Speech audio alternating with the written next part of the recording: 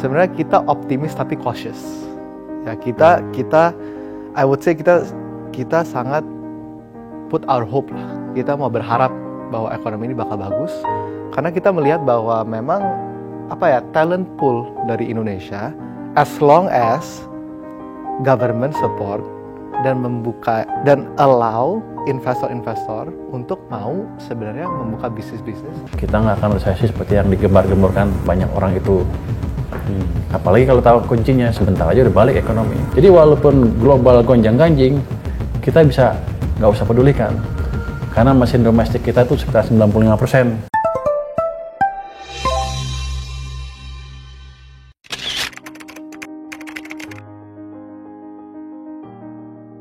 Mungkin 8.100 ini itu perasaan harus didalemin kali ya.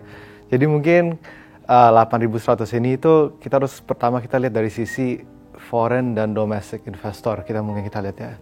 Jadi misalnya kita lihat year to date sampai tahun ini, kita tuh sebenarnya itu foreign investor tuh benar-benar keluar duitnya. Mungkin di minus 30T saya lihat. Jadi benar-benar memang kelihatannya outflow-nya sangat besar ya. Tapi ini yang mungkin statistik yang orang tidak melihat atau miss, bahwa meskipun dalam setahun ini investor sudah keluar, tapi kenapa IHSG masih bisa positif atau all time high? Jadi artinya kan ini kan maksudnya misalkan kita lihat dari market punya naratif, ini itu adalah hal yang berbalikan ya. Investor keluar, tapi kenapa all time high terjadi?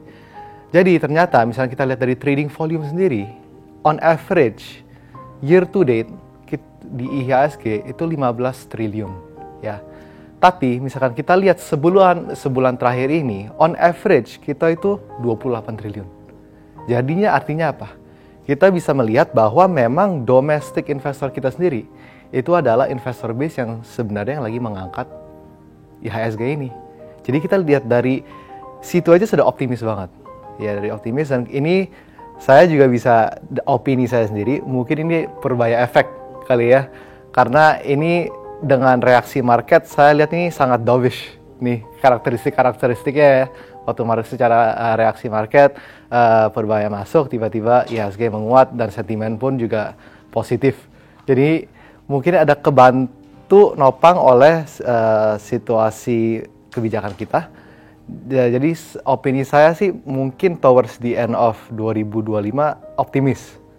Ya, IHSG bakal naik, mungkin bakal lewatkan all time high lagi.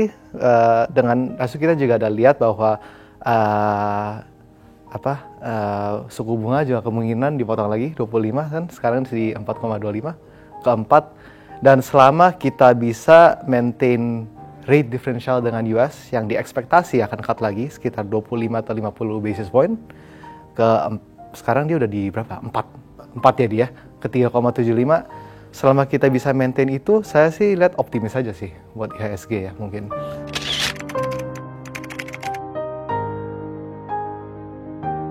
Buat saya first answer super important, sangat penting banget ya. Karena kenapa? Meskipun di saat itu juga misalkan ada let's say Purbaya, menteri baru dia masuk, mungkin efeknya tidak langsung dirasakan, tapi sentimennya dan sinyalnya adalah yang lebih penting lagi. Karena sentimen dan sinyal itu terhadap market adalah apa yang mungkin memicu market untuk mereaksi karena IHSG mungkin naik gitu kan. Jadi mungkin saya lihat ini opini personal saya, mungkin Kementerian Keuangan kita yang sebelumnya dia itu lebih I would say by the book ya. Mungkin dia tidak mau make sure, lebih I would say hawkish daripada dovish ya. Dan itu ada mungkin bagusnya dia mau menjaga inflasi dengan baik. Tapi mungkin Purbaya itu lebih I would say waktu dia mau masuk ke kementerian, dia sudah ada agenda yang dia udah mau lakukan, dan kita bisa lihat bahwa lebih dan lebih populis saya bilang gitu, dan itu benar-benar mencerminkan di I would say IHSG kelihatan gitu, dan sentimen-sentimen orang di pasar juga dan masyarakat, dan apalagi di domestik ya, kita bisa lihat benar-benar dari saya secara orangnya saya kuantitatif, jadi saya lihat nomor saja dan kelihatan banget dari jumlah domestic investor, dan on average volume per investornya sudah menaik banget gitu loh. Jadi saya melihatnya dari sisi situ, dari capital market aja pun sudah optimis.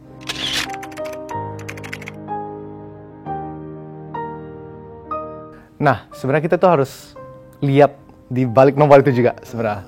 Jadi misalkan yang mungkin yang Bapak kutip itu 5,16 T itu mungkin apakah itu di satu hari itu dalam all time high, soalnya itu perasaan di all time high itu. Nah, kita harus lihat tuh 5,16 T itu di all time high itu waktu itu ada saham emas sama NCKL. Pendorongnya di situ ya. Nah, meskipun itu bagus sebenarnya, ya asing mau masuk, itu sangat bagus. Tapi sebenarnya, misalnya kita lihat seminggu terakhir, jadi soalnya memang saya lihat nomor ini follow data ini dengan baik. Sebenarnya itu dengan seminggu terakhir ini, yang waktu IHSG rally sangat besar, sebenarnya itu net outflow, Pak. Nah, jadi jadi saya suka nih, kenapa? Ini artinya dua hal, kan. Satu, IHSG sudah udah terlalu tidak diperlukan, maksudnya bukan masih diperlukan foreign investor, tapi tidak terlalu depend or rely dengan foreign investor. Ya, misalnya kita lihat flow persentasi dari trading volume, apalagi ya dari bulan September, Agustus bandingin dari Januari sampai Agustus. Januari sampai Agustus kita bisa lihat bahwa 60% domestic, 40% foreign. Kita lihat sekarang 2 bulan terakhir itu 75-25. 75-nya lokal, 25 investor. Nah, itu kan bagus artinya. Jadi kenapa ini bagus? Karena gini, kita nggak mau foreign itu menjadi yang masuk gak ya hari ini ke market, misalkan foreign masuk atau keluar. Kita malahan mau jadi foreign yang lihat kita malahan jadi mereka ini kuat nih, kita yang harus masuk nih. Nah, fundamentalnya kuat.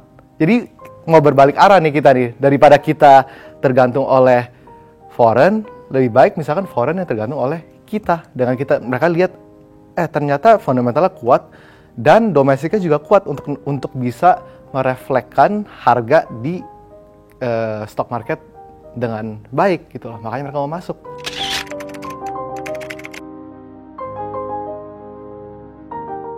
Jadi kita lihat nomor juga lah ya, dari sekitar nomor. Maksudnya waktu itu IMF dan World Bank perasaan ada estimasi kita di 4,8, 4,9. Ya kan, bener kan Pak?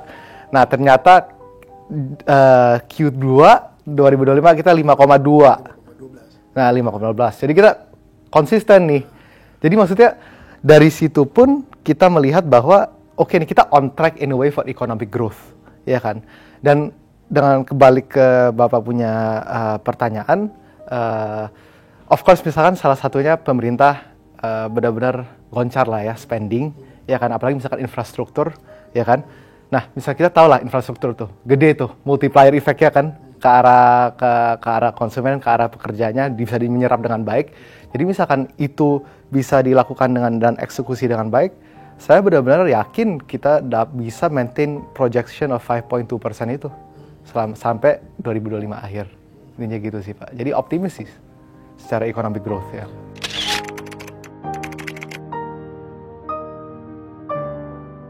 Dari suku bunga kita harus sangat welcoming. Of course kita sebagai EM emerging economy ya, kita harus bisa offer premium yang lebih. Jadi premiumnya dari mana? Ya suku bunga itu harus diturunin kan. Jadi biar ada interest rate differential itu tetap gede dengan Amerika.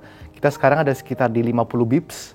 Ya, jadi itu apakah itu premium yang cukup untuk bisa membawa investor dari luar negeri?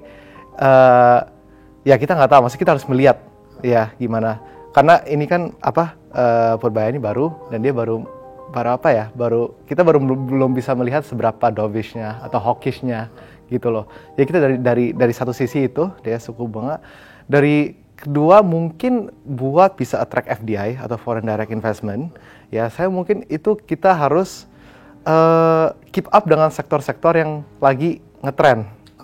Ya, teknologi number one ya, kita lihat lah. Dan ini kita bisa juga lihat consumer kita bisa lihat apa yang masyarakat lagi pay attention dari saham, yaitu kita lihat saham WiFi ya kan, apalagi data center DCII ya, benar ya. Nah itu kan benar-benar I would say sektor yang sangat lagi lagi difokuskan lah di dunia, apalagi dengan Open AI, ya dengan kenaikan AI di dunia ini, machine learning, artificial intelligence. Jadi kita itu memang saya berharap government itu bisa benar-benar emphasize ya.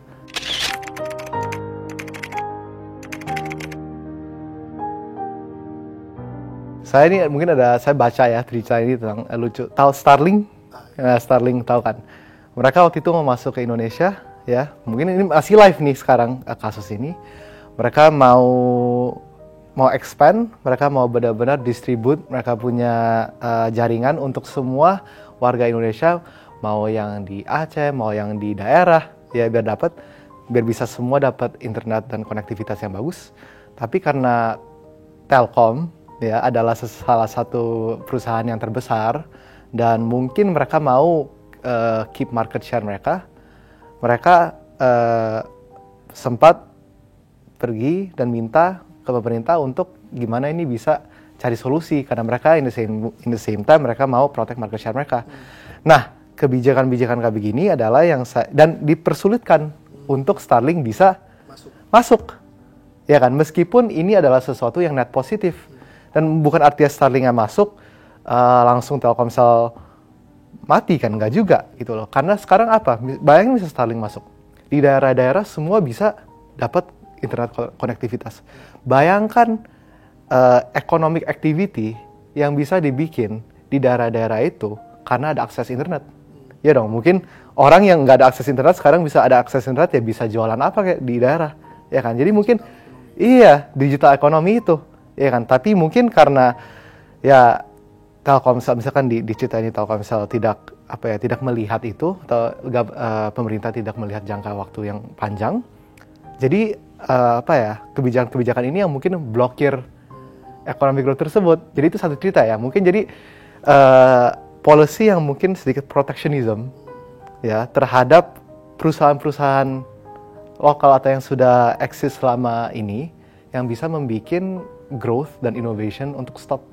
Jadi dari situ pun dari kemudahan untuk membuka bisnis dan dapat perizinan bisnis yang legal dan proper ya, dan mungkin pajak yang tidak mungkin pajak bukan maksudnya pajak emang kita harus bayar, tapi mungkin pajak yang lain-lain yang kita tidak bisa yang lihat lah mungkin harus bayar ya, keluar kiri keluar kanan yang mungkin tidak yang mungkin untuk smooth things out kita ngomong ya, mungkin bukan di kertas itu kan banyak juga yang itu pun udah foreign direct investor sudah tahu di Indonesia itu tidak terlalu mudah apa yang dikatakan A ternyata B C D E F ya kan. Nah itu mungkin sentimen itu terhadap foreign investor yang kita harus perbaiki gitu loh.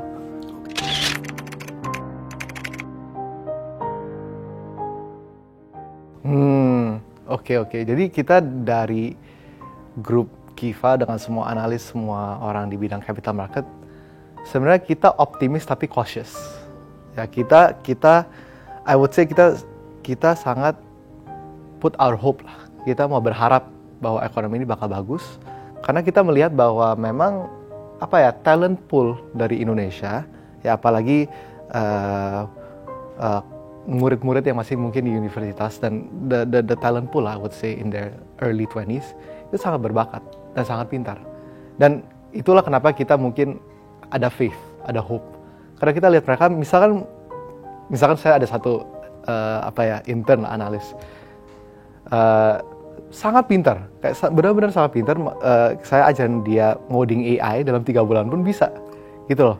Jadi saya itu optimis dan punya hope terhadap sumber daya manusia SDM kita, ya, yang sangat pintar dan sebenarnya ada talent, as long as government support dan membuka dan allow investor-investor untuk mau sebenarnya membuka bisnis-bisnis yang profesional dan atau mungkin perlu skilled labor gitu loh. Karena talent pool-nya sudah ada, investornya sudah ada. Cuman perlu kebijakan dari pemerintah yang bikin ini bisa connect jadi satu. Jadi misalkan itu bisa di apa ya, di make it easy, make it more ease, itu saya confident banget sih. I would say dengan misalkan sekarang kita di 5% ya. I would say 6-7% itu sangat bisa, achievable banget. Ya, misalnya kita benar-benar monitor policy yang sangat expensive maksudnya mau di-expand, dan tapi kita harus juga jaga inflasi ya, ingat, dan mata uang juga penting banget ya, meskipun kita tidak ada band yang tetap, tapi maksudnya mungkin dari 1-2 tahun ke belakang kita tahu ada this virtual pact lah, kita ngomong yang dijaga lah ya. Jadi selama itu pun tetap dijalani dan inflasi tetap rendah, kita sekarang di 2,5%, which I think is very good. 2,25, 2,5 ya. Selama itu bisa terjadi, rupiah kita bagus, SDM kita selalu meningkat, kualitasnya, saya optimis sih Pak, 6-7% bisa tercapai.